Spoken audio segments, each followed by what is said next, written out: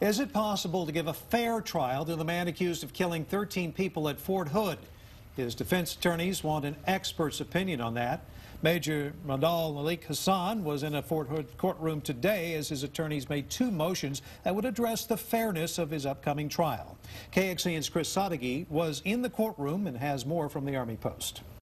This hearing lasted about an hour and a half, and the attorneys for Nidah Hasan made motions to bring in consultants to take a look at the jury panel, the media coverage of the shooting and trial, and then determine if a fair trial is even possible here at Fort Hood.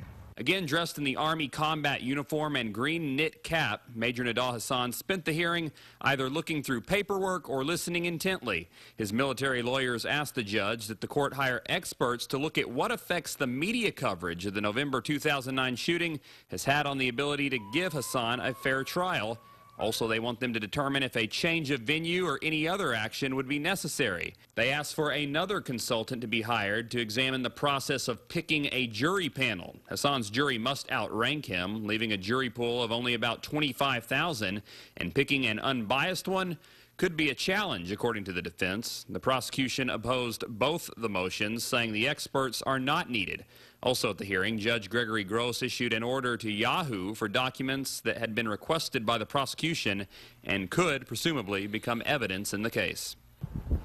And the judge decided to hold off ruling today on those motions. The next hearing is scheduled for the final week of November. We could get his decision then.